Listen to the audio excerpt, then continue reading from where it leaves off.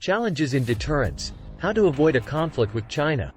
As relations between China and Taiwan get worse, the international community is looking for ways to keep them from fighting.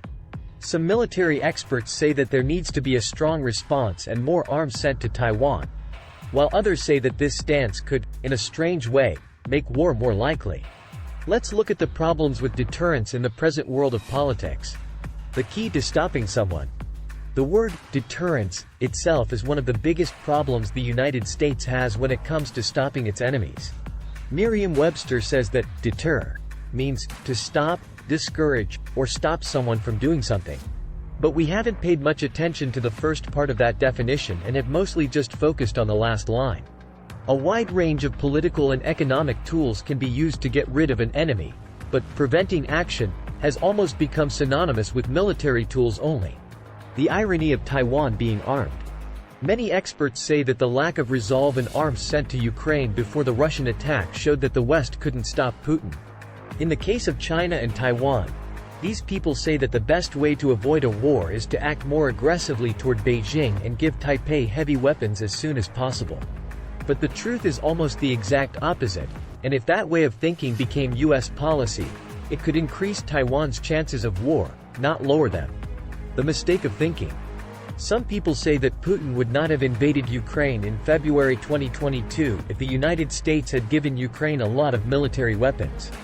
These same experts think that the best way to stop China from taking over Taiwan is to fix what they say Ukraine did wrong and arm Taiwan quickly and strongly. His point is clear. If Taiwan had enough help and weapons, China wouldn't try to take over the island because Xi Jinping would think the military cost would be too high. But this point of view is wrong because it is based on the idea that sending more weapons to Ukraine earlier would not have stopped Putin. Lessons in history. In fact, it's more possible that Putin would have moved faster and done the opposite. The events of 2014, when Ukraine's legally elected government was overthrown and replaced by a pro-Western leader, caused worry in the Kremlin. The violence the Ukrainian army used against the people in the east of the country, who were rebelling against the new leader, started a civil war, and battle lines were made between the eastern and western parts of Ukraine. In this situation, the Russian army helped the Russian-speaking people fight against the government in Kyiv.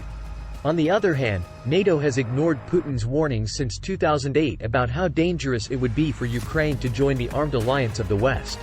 The formal NATO statement in June 2021 reaffirmed the decision made at the Bucharest summit in 2008 that Ukraine would join the alliance. Later that year, as Russian troops gathered on Ukraine's borders, Putin said he wanted to make concrete agreements with NATO to stop Ukraine from joining the alliance. Putin's words got a strong response from NATO leaders. NATO Secretary General Jens Stoltenberg told Zelensky at a news conference that NATO was already training, advising, and giving equipment to the Ukrainian military. This made it clear that the NATOization of Ukraine was already happening. NATO's defiant stance did not stop Putin from invading Ukraine. Instead, it made the attack more likely because Russia was afraid that NATO would eventually enter Ukraine. Risks of giving more money to the military. There are reasons to think that the same thing could happen between China and Taiwan if the West tries to give Taiwan more military backing. In a bold move to show Beijing that it means business, the US has stepped up its work with Taiwan's government. The US military force has grown by building more bases in Japan, Guam, the Philippines, and Palau. The US Navy wants more money to improve its military power in the Indo-Pacific, and Congress is considering giving Taiwan many more weapons. All of these things are done to stop China from taking over Taiwan. But these steps will likely have the reverse effect. Xi Jinping has also worked hard to build up the military to retake the island, and he has ensured that his army can beat the US Navy and Air Force if they get involved in a situation involving Taiwan.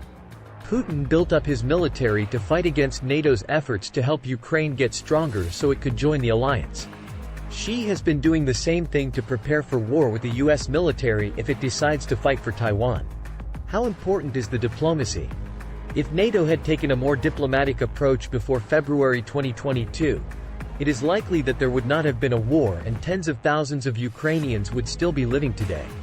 Also, the war would be less likely if the US put at least as much political and military effort into its relationships with Beijing and Taipei. China has seen how bad the war in Russia was and doesn't want to deal with something similar anytime soon. But it's possible that Xi Jinping thinks the fear of an unspoken alliance between Taiwan and the US is worse than the damage China would have to go through in a war to keep the US away from its shores. Conclusion.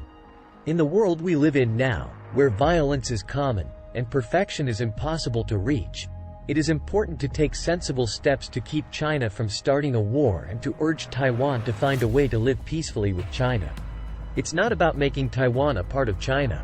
Instead, it's about trying to live together peacefully in a world that isn't perfect.